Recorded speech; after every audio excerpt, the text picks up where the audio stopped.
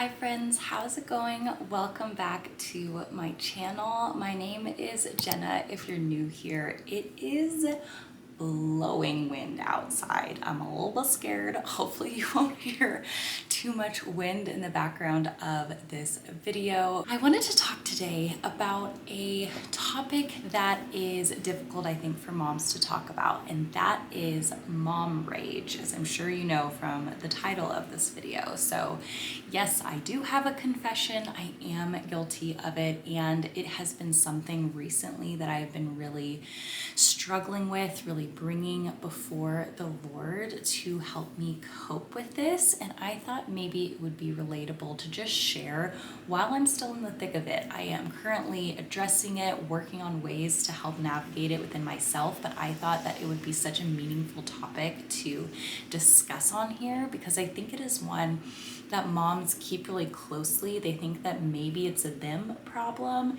but I think that it is a very widespread problem, especially kind of in our day and age of really hyper overstimulation that we're going through. I think that that adds to it.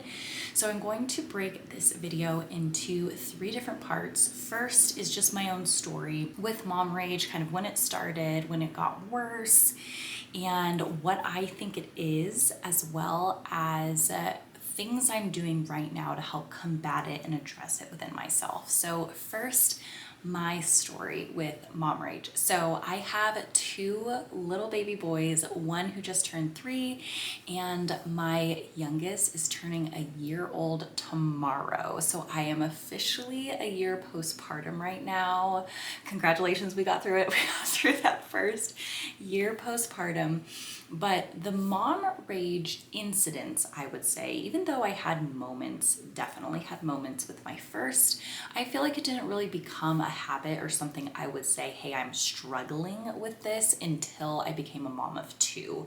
I think it just really changed the dynamic becoming a mom of 2, going from just dealing with one, where if you needed a break from being a mom with a single child, you can get a break. You can basically be on or off, and you can pass your baby to someone else, maybe your partner, maybe your childcare, and then you can take a step back and take some moment for yourself, go on errands by yourself. It was just a lot easier to grab those moments if I was feeling like I was kind of boiling over, simmering over. With 2, it's more like a seesaw, where it's like one is napping and now one is up, and now one needs food and now one is fed, and it just feels like you're constantly in this seesaw situation. I think I've heard that 3 is like a 3-ring circus. I'm a little bit scared for 3, but I think that my transition to 2 was so difficult. I'm hoping that my transition eventually, this is not a pregnancy announcement, but I'm saying eventually, as we have 3, I'm hoping that it'll be a little bit smoother because we're working out some of the kinks of chaos right now. So when it really started was when I became a mom of 2. I would say when I was 8 weeks postpartum, so 2 months postpartum, when I returned to work. That's when kind of overstimulation just bubbled over for me. During the newborn stage, I was still very much in the newborn bubble. My second was a very easy newborn. He slept really well, he ate really well. And so I didn't have a whole lot of struggles with that. And also, my husband was on paternity leave, so he could grab my second. So basically, I was on Lucas duty, and my husband was on Henry duty for a few weeks. And then when kind of he went back to work, I progressively then had both boys. They both caught the flu when around 8 weeks, and so that was difficult.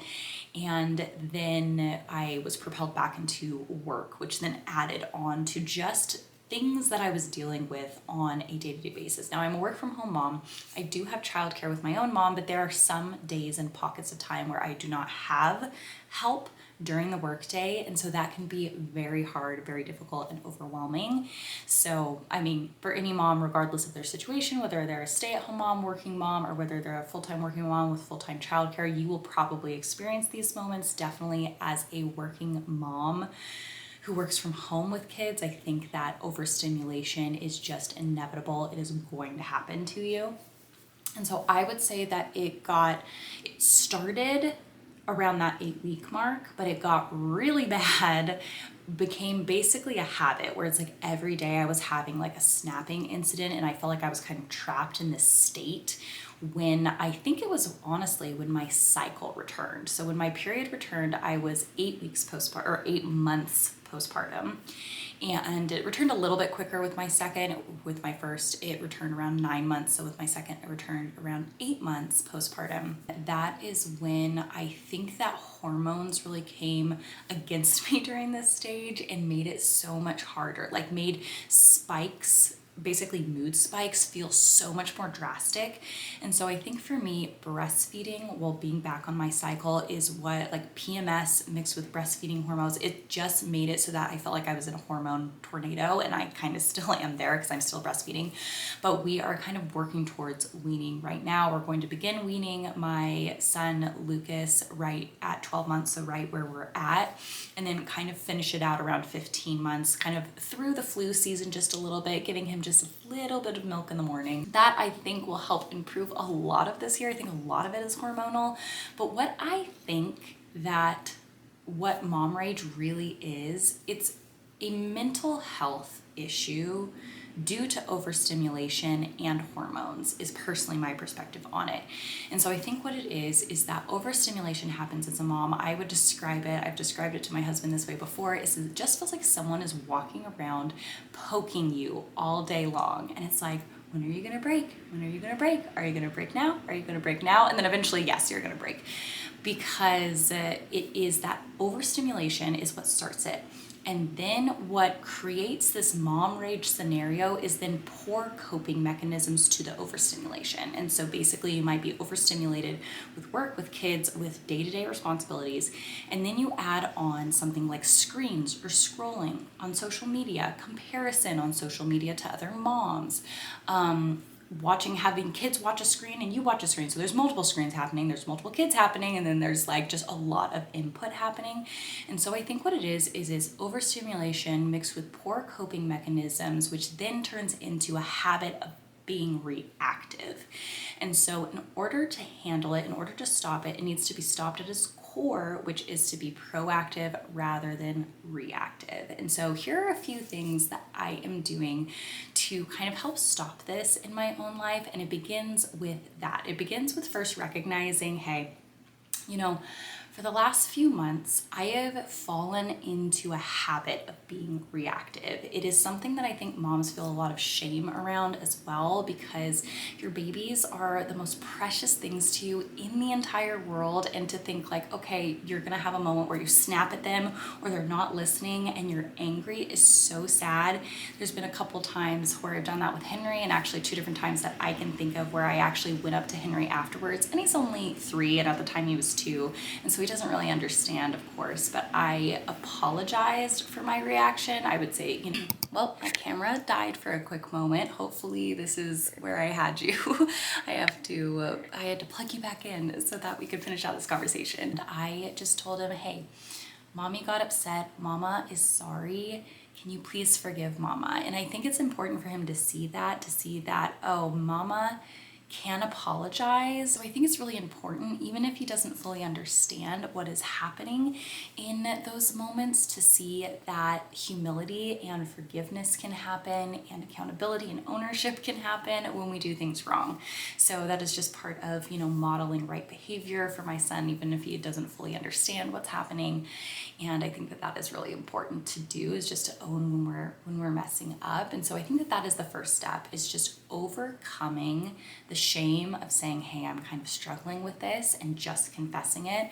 I know that I see my mom multiple times a week. She helps provide childcare for me. And I actually about a month ago told her this, that, I have really just been struggling with being angry lately. I feel like I am just angry all the time. And even she, who sees me regularly, is like, really? I don't see that with you.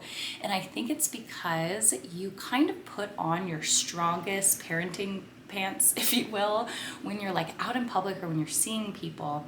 But these like mom rage moments happen like in the hidden corners of your day, when you're just overstimulated. It's just you and your kids, and you feel like no one's here, no one's watching, and you just have these moments that feel like they want to hide, like, oops, that was a bit of a snap, that was not necessarily the way we want to talk, the way we want to be, the patience we want to display, but we're just going to hide that over here in this corner. And I think that's that's what happens with a lot of bad habits and with, frankly, sin, is it just likes to hide in the hidden corners of our life. So number one is just confessing, saying, hey, I struggle with this. That's partially what I'm doing right here, is just confessing in an open way that I have struggled with being angry. I have struggled with mom rage, but I'm actively trying to fix it and address it, because that is not the kind of mom that I want to be, especially before any kind of thought of having a third baby entering this world with us and our family. I want to address it right now. If I'm going to continue having kids, then I need to practice actively being the mom that I want to be to those kids. It would be an injustice to them to continue having kids and then treating them in a way that isn't ideal or spirit-led or Christ-honoring. And so it is really important for me to just acknowledge it. And then the second thing that I'm trying to do is just very practical. It is lowering my stimulation, to actively try to turn off screens, to actively limit my screen time, my social media time when I have the kids alone during the day, to just pre-decide how I'm going to react, to know in the morning, okay, this is a no childcare day. I have both the kids. We are going to do our best. There are going to be moments that are overstimulating for me. I know those moments now that are really triggering for me, like when I make them breakfast in the morning and they're both very hungry and completely impatient and tearing up the house, getting into every cabinet, opening everything, and I'm trying to contain them while also making them breakfast, and they're both angry and they're kind of yelling at me. And so that is a really hard moment. And so just knowing, hey, I'm gonna walk into breakfast right now and we are just going to positively redirect these little cavemen into the right direction. And just pre-deciding that, I think, is really, really helpful as well. And then also just practically keeping a habit streak on my phone. It is, I realized, a bad habit to snap, to yell, to lose patience towards my children. It is one that I want to discontinue and stop. And so I'm going to treat it like a habit and aim for a certain number of days. I've selected 40 days for myself to aim to not have a snapped, lost patience reaction for 40 days with my kids, to really just focus on having a streak of positive reactions so that I can embody the kind of mom that I want to be. And so that just involves, in the final step, taking on a new self. It makes me think specifically of Ephesians about renewing your mind, renewing the spirit of your mind. I love that phrasing because it is so true. It is like putting on a different spirit, and it starts in the morning and it continues throughout the day. You put on the spirit of patience, the spirit of proactiveness, and you keep that spirit on. But there are temptations that come to like rise up, and you feel yourself kind of going over to those base instincts and reactions, and you stop them at the core because you lean back into that new self that you almost put on like clothing, it feels like. Like you start in the morning, you put on this new spirit, and you maintain that spirit throughout the day. You have temptations that try to pull you in, but you continue to choose to put on that new spirit. So I hope that my experience, my ways of coping with it is really helpful for you as well. I know that it has been such a solace for me to even seek out YouTube, like moms on YouTube, and hear other stories of moms going through this. It makes me think, this is a really common struggle. I am absolutely not alone in this, and it is something that I think that moms really should talk about more openly so that we can address it, hold each other accountable, and just be better as moms. And I know it's hard. There's so much going on that create these kind of reactions. Overstimulation is absolutely one of them. Hormones, that there are factors that are outside of our control that will cause reactions like this, but there are so many factors that are within our control. And I just am very convinced it is a bad habit based on poor coping mechanisms due to overstimulation. So once you kind of backtrack that formula, you can kind of address it at its root. But I'm also in the thick of it, of addressing it, of really breaking that within myself. So I hope that you will, join this journey with me and help maybe combat it in your own life if it's something that you also struggle with. So thank you so much for watching this video. It means so much to me that you did. If you liked it, please remember to give it a little thumbs up and to subscribe to my channel for content that might be similar to this in the future. I hope to see you on the next video. Bye, friends.